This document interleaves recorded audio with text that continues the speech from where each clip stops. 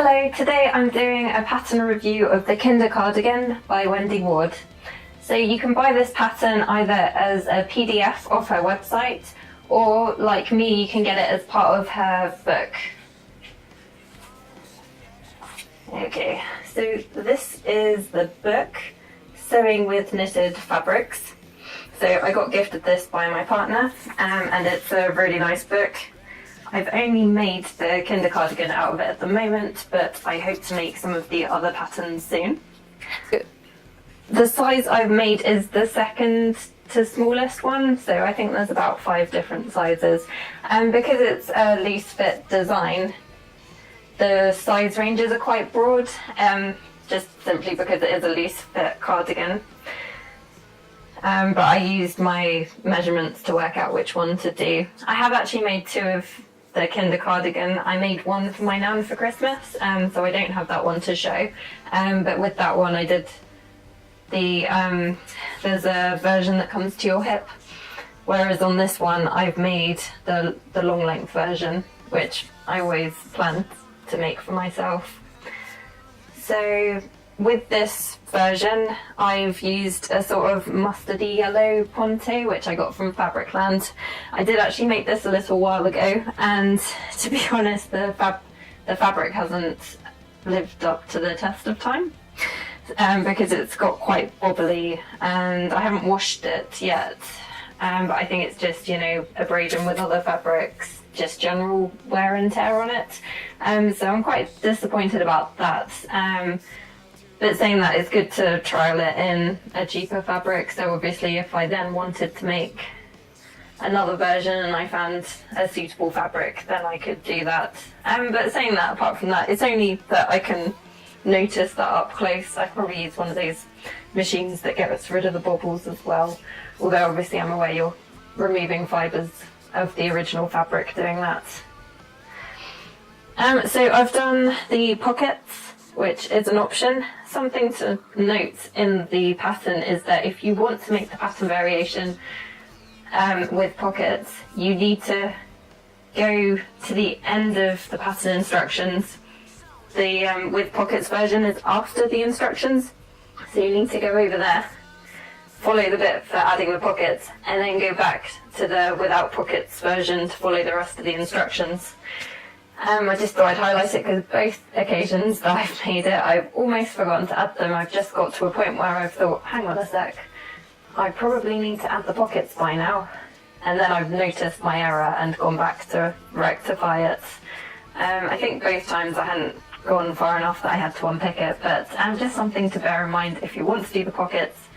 To be honest, in the contents page it does highlight what page number to go for the pockets. I just obviously got carried away, or I flicked through to the page, thought right, I'm there, but for the pocket version you do need to go ahead a bit further.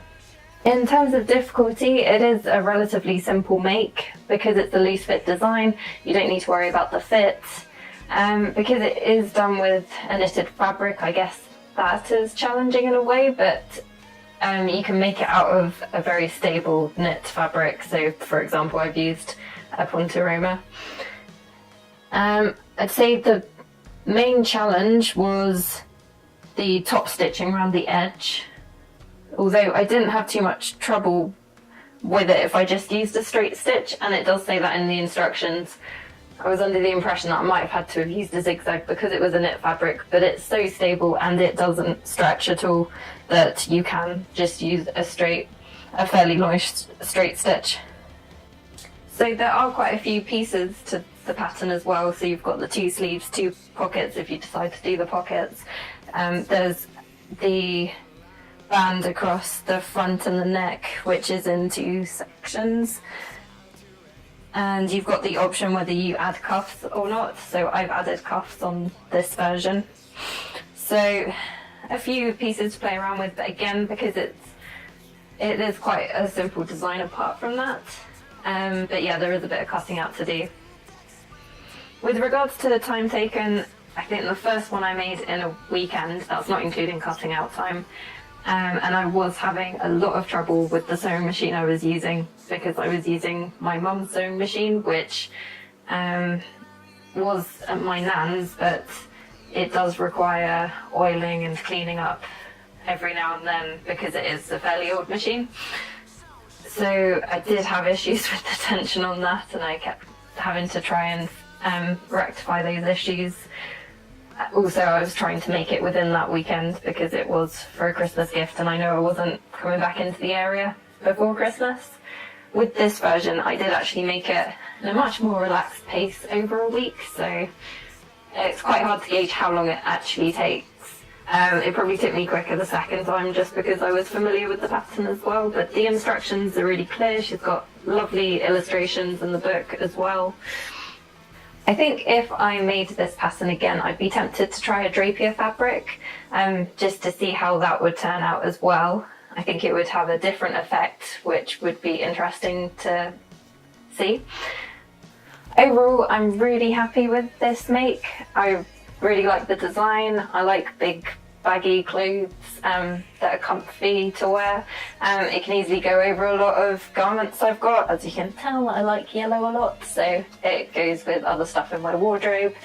I love the gigantic square pockets on here, which is very handy, so you can, you know, if you need to quickly pop out to the shops, you can shove things in your pockets or shove your hands in. There's plenty of room, because that's something I have noticed with some patterns, the pockets are really small. It might just be I've got really big hands, but there's no problem at all with this.